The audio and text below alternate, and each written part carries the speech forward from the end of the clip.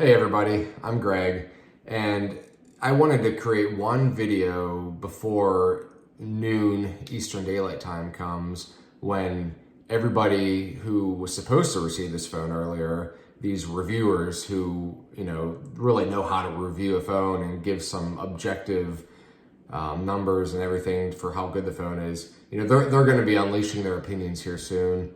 And so the relevance of somebody like me, just some guy who, for some reason, got the phone early, my relevance is ending, and I'm okay with that. But I did want to thank everybody for all of the comments and messages and just all the attention that, the Reddit thread and these YouTube videos and everything has gotten.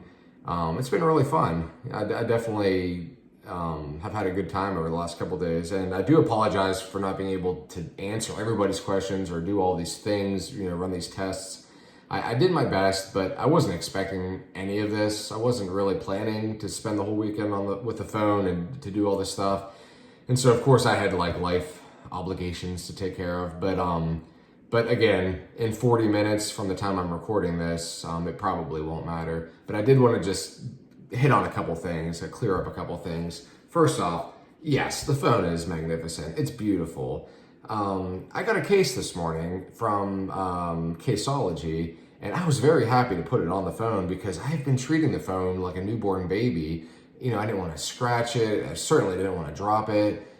It's made me a little bit nervous. And so a case came, and I thought, I could at least show you the case. So it is the Caseology Parallax for Pixel 6. I'm not sure if it's Seafoam or Sage, but it's beautiful. It's a nice understated green. And one of the more interesting things to talk about here is the camera panel or the visor or whatever the heck it's called. And so it's still there, but it's mitigated by the case in a fairly significant kind of way. Personally, I don't think that this bump here is going to detract me from life in any way. But I mean, I can see why people might have an issue with it, but the case makes it less of an issue, certainly.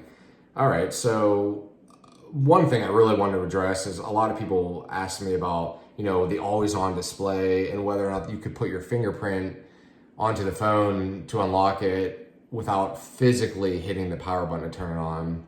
When I first did that video for the fingerprint sensor, I didn't even have this enabled. I had not done anything with the phone at that point. And so yes, that does work. And I just want to show you, if you, just tapping on that, you can see it activates. I wouldn't have expected it to unlock there because I just literally tapped it. But without actually waking the phone, it does unlock and it works well. Yes, the rear fingerprint sensor has its convenience, but I think I'll get used to this, and I think you will too. So I wanted to clear that up, but I will say also, I don't know if the always on display really is as relevant as people think here, because, when I look at the phone, when you move it around, it unlocks on its own. Like if it's down and then you pull it up, it almost always, I said unlocks. What I meant is it almost always wakes up on its own.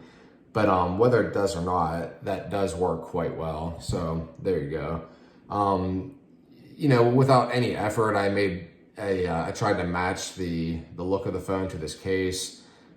This theme, just comes with the phone.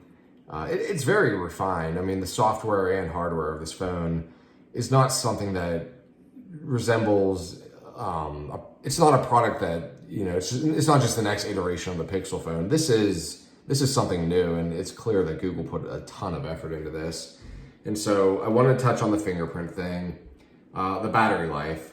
Yeah, after having it for a day, it seems amazing. I mean, honestly, I've run tests on this. I've done all kinds of things. I've shot 4K video, and the battery life hasn't looked to be an issue to me.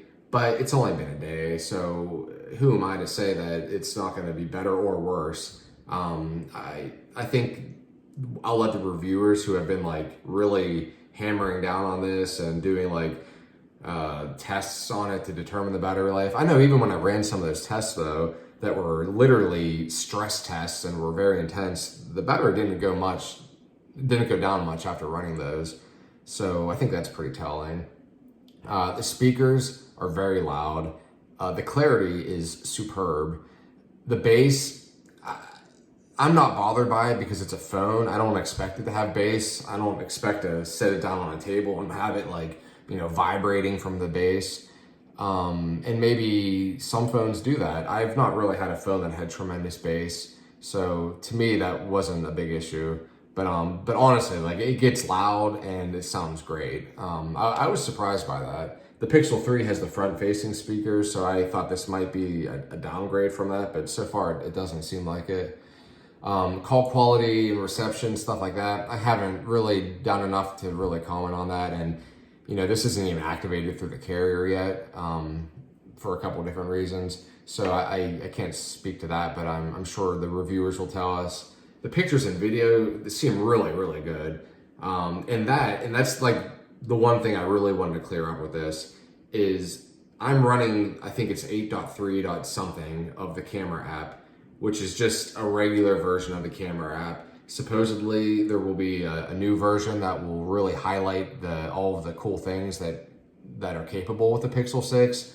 I don't think that the version I'm running does a good job of that.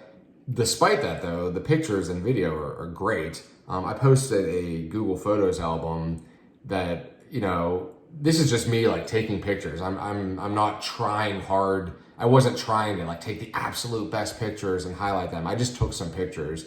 People had, a critical comment here and there, but on the whole, I think everyone thought the pictures looked great. I only posted a short video. I also took, in the video was to demonstrate like my kid running around like a maniac, and it does a good job with capturing that, and I took some pictures of that as well, and the motion blur was minimal.